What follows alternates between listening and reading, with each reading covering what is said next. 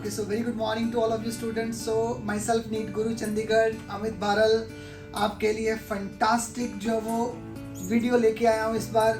जो बच्चे आर्मी के अंदर इंटरेस्टेड है, फाइन, जो आर्मी एस्पायरेंट भी है और साथ साथ में नीट एस्पायरेंट भी है। Being a medical student you can also enter into the MBBS in army, fine.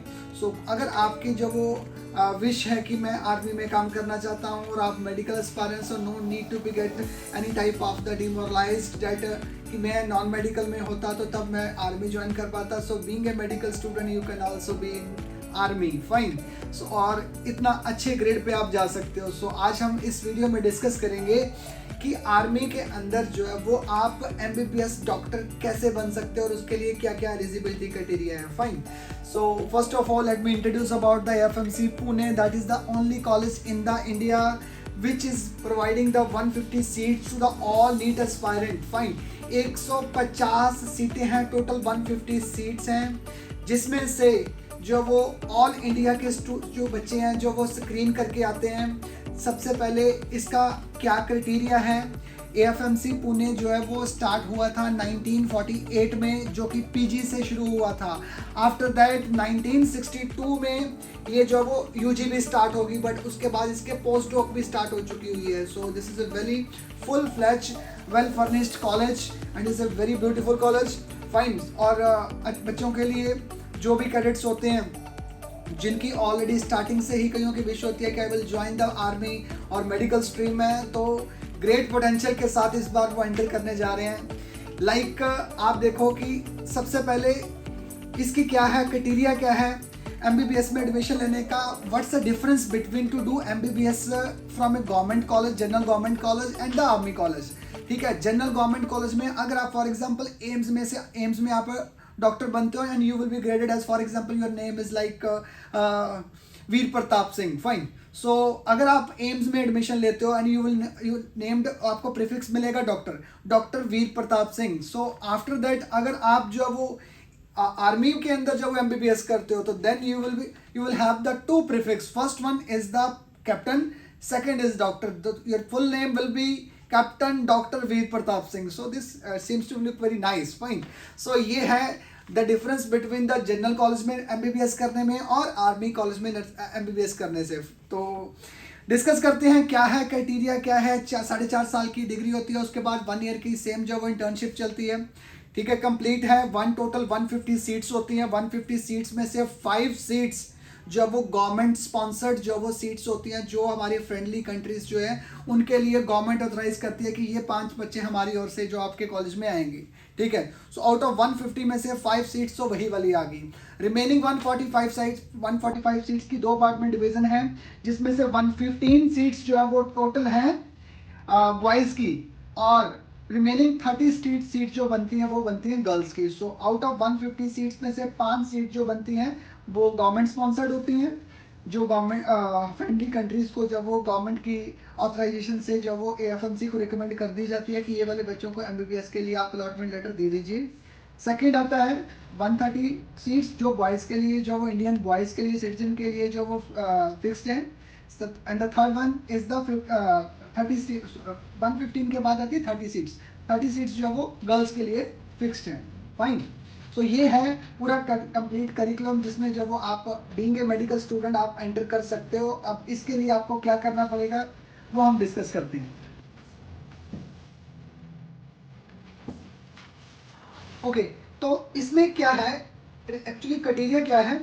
सबसे पहले जो 2013 में इसका एग्जाम पहले सेपरेट होता था। 2013 तक जो वो AFMC अपना सेपरेट पेपर कंडक्ट करवाती थी MBBS में एडमिशन लेने के लिए, but after that it has been get merge in the 2000 from 2013, ठीक है। 2013 के बाद ये जो नीट में ही मर्ज हो गए, तो there is a no any separate exam for the AFMC. There is a common single exam that is only NEET. NEET ही आपको जो ऑलरेडी आप पढ़ रहे हो, फिजिक्स केमिस्ट्री बायोलॉजी पेपर पे वही है, बस आपकी डायरेक्शन जो वो थोड़ी सी चेंज हो जाएगी। उसके लिए थोड़ा सा आपको डिफरेंट हट के चलना पड़ेगा। अगर आप जो वो जाना चाहते हो आर्मी के अंदर एज ए कैप्टन बन के जाना चाहते हो, तो उसके लिए आपका थोड़ा सा जो ट्रैक है वो आपका डाइवर्ट हो जाएगा।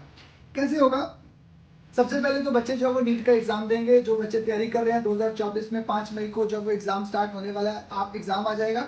जो बच्चे प्रिपरेशन कर रहे हैं, I wish you all the best to all NEET aspirant. Fine.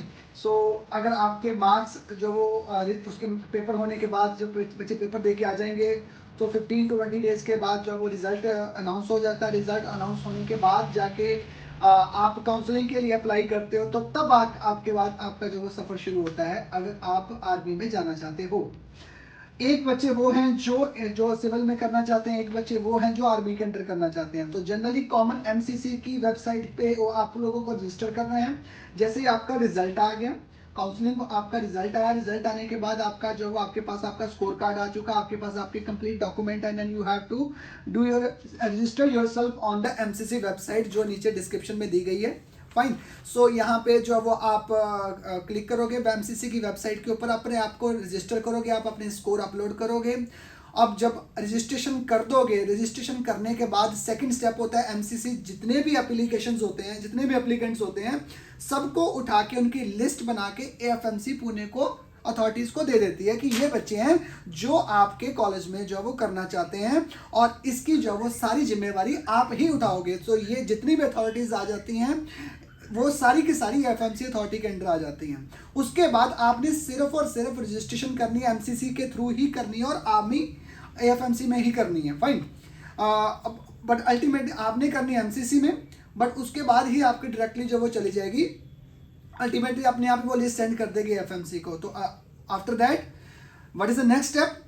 जब आपकी लिस्ट उनके पास पहुंच जाएगी, फिर आपकी स्क्रूटनिंग होएगी। राउंड अबाउट जो वो काफ़ी जो वो 10-15 हज़ार बच्चा अपेयर, फॉर एग्जांपल जो वो 10-15 हज़ार बच्चा अपेयर हो गया, तो वो उनकी स्क्रीनिंग करते हैं। स्क्रीनिंग करने के बाद जो बच्चे उनके पास लिस्ट आई है, लिस्ट आने के बाद वो लिस्ट को स्क्रूट करते हैं। स्क्रूट करने के बाद मार्क्स चेक करते हैं। मार्क्स चेक करने के बाद वो एक प्रॉपर लिस्ट बनाते हैं और लिस्ट को अपलोड करते हैं, जिसमें राउंड अबाउट जो वो 16 to 1800 स्टूडेंट्स जो है वो वहाँ पे अवेलेबल होते हैं उस लिस्ट में। और 16 to 1800 की लिस्ट जब वो एएफएमसी की वेबसाइट के ऊपर जो वो अपलोड होती है, देन आपको वहाँ से अपना चेक करना है कि आपका नाम उसमें है। आप आफ्टर दैट जब आपकी जो वो लिस्ट में अगर आपका नाम है, then what is the next task? उसके लिए फिर आपको स्क्रीनिंग के लिए वहाँ पे एएफएमसी पुणे बुलाया जाएगा। उसके लिए टॉयलर का एग्जाम होगा, that is a TOELR, TOELR, fine, test of the English language. Fine. So ये टेस्ट जो वो होगा सीबीटी होगा, कंप्यूटर बेस्ड टेस्ट होगा। इसमें इंग्लिश होएगी, साथ में लॉजिकल रीजनिंग होएगी, कॉम्प्रिहेंशन होएगा। 30 मार्क्स 30 मिनट्स का ये पेपर होता है। 40 question, there are total 40 question. Fine. 40 questions होते हैं इसमें, जिसमें नेगेटिव मार्किंग इसमें नेगेटिव मार्किंग भी होती है। ये आपका सेकंड टेस्ट आया नीट के बाद। ये जो सेकंड टेस्ट आया सीबीटी का टेस्ट आया। इस पेपर में क्या होता है कि टोटल जो है वो 40 क्वेश्चंस होंगे। हर क्वेश्चन का जो वो 2 मार्क मिलेगा। Each question grade for 2 mark, तो टोटल 80 मार्क्स का पेपर हो गया। फाइन। जिसमें से जो वो आपकी नेगेटिव मार्किंग भी होती है। नेगेटिव मार्किंग जो वो नीट में जो होती है 0.25 होती है, यहाँ पे है 0.5 किया, यानी कि अगर आप 2 क्वेश्चन करते हो तो 2 में से 1 क्वेश्चन जो वो आप गलत करते हो तो 0.5 का कट लगेगा आपका। फाइन। 0.5 का कट लगेगा, यानी कि 50 वहां पे नीट की नेगेटिव मार्किंग में और इसकी नेगेटिव मार्किंग में 0.5 उसकी 0.25 है, इसकी 0.5 है। तो ये थोड़ा सा डिफरेंस है। उसके बाद ओके ये 30 मिनट्स का ये पेपर होगा। आफ्टर दैट उसका मेडिकल एग्जामिनेशन के लिए वो आपको कॉल करेंगे। फाइन। एक पैट है, पैट का पेपर है, that is psychological assessment test है। 40 मार्क्स के, ये जो टोटल अगर 80 मार्क्स का पेपर हुआ, 80 मार्क्स में से फॉर एग्जांपल आपके 80 मार्क्स आ जाते हैं, 80 में से 80 मार्क्स आपके आ गए। फाइन। तो उधर आपके जो है वो नीट में भी स्कोर काउंट होंगे। नीट का स्कोर है आपका फॉर एग्जांपल 320, 720 के मार्क्स में से आपका जो वो मार्क्स है फॉर एग्जांपल 320, और इसके हैं टोटल 80 में से 80, तो टोटल आपके ओवरऑल स्कोर हो गए आउट ऑफ 800 में से 400। फाइन। तो 400 को डिवाइड बाय 4 कर देना है, तो यानी कि टोटल पेपर हुआ 200 मार्क्स का, जिसमें से आपके 100 मार्क्स बने। क्लियर? दोबारा रिपीट कर रहा हूं, थोड़ी सी कंफ्यूजन है। टोटल मार्क्स जो होंगे आपके 720 का जो नीट का पेपर होगा, 80 मार्क्स के ये वाले जो सीबीटी का पेपर होगा, इन दोनों को क्लब कर दिया जाएगा। 720 प्लस 80 इज इक्वल टू 800। 800 के मार्क्स को डिवाइड बाय 4 कर देंगे। जितने भी आपके मार्क्स आते होंगे that will be your merit. Okay, clear है सबको? फाइन। नेक्स्ट आ जाता है 50 मार्क की इंटरव्यू। तो 200 के मार्क्स का ओवरऑल जो वो आर्मी का पेपर हो गया, एएफएमसी का पेपर हो गया, प्लस 50 मार्क्स की जो वो इसमें आ गई इंटरव्यू। इस इंटरव्यू के अंदर क्या पूछते हैं वो जनरल आपका फिजिकल जो वो कम्युनिकेशन स्किल्स अच्छे होने चाहिए, ठीक है, स्किल्स अच्छे होने चाहिए, साथ साथ में आपको आपकी जीडी ग्रुप डिस्कशन जो वो भी अच्छी होनी चाहिए, लीडरशिप क्वालिटीज़ होनी चाहिए, ये कुछ असेसमेंट होती है वहाँ पे इंटरव्यू में। Fine.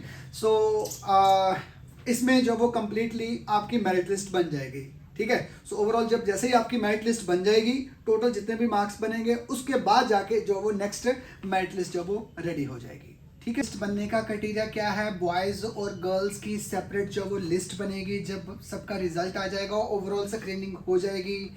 After that what ever they have decided, screening होने के बाद वो कुछ पैरामीटर्स जो है वो भी चेक करते हैं, जैसे +2 के एग्ज़ाम जो वो जो हुए आपके, उसके में मार्क्स का जो वो क्राइटेरिया चेक करेंगे कि जो फिजिक्स केमिस्ट्री बायोलॉजी में, तो तीनों फिजिक्स केमिस्ट्री बायोलॉजी और इंग्लिश में 60% की वेटेज होने चाहिए, और इन चारों में से कोई भी नहीं है जो 50% से कम होना चाहिए, ठीक है। सो ये कुछ क्राइटेरियाज होते हैं जो एलिजिबिलिटी क्राइटेरिया होते हैं। एज क्राइटेरिया वही है, 17 ईयर मिनिमम होना चाहिए। फाइन।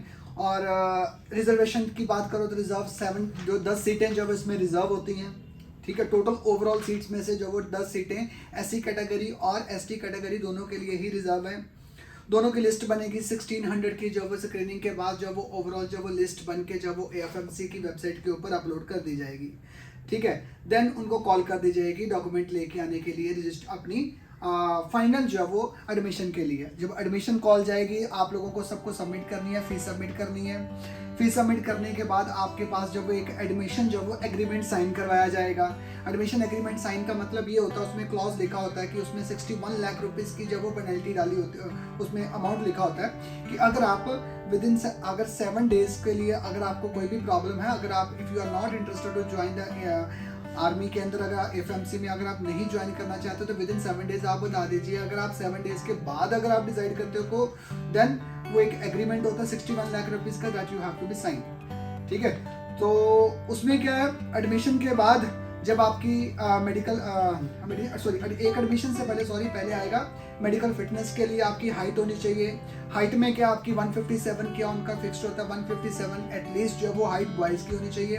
हिली एरियाज में 5 सेंटीमीटर का जो वो मार्जिन होता है, जैसे 157 का नॉर्मल है, सिविलियन का जो वो 157 है, और हिली एरियाज में जो होते हैं उनका 5 सेंटीमीटर का जो कम होगा, एटलीस्ट 152 होगा। गर्ल्स के लिए जो 152 होता है, और जब वो हिली गर्ल्स का जो वो 147 तक सेंटीमीटर तक जो वो हाइट मिनिमम एटलीस्ट इतना होना चाहिए, ठीक है।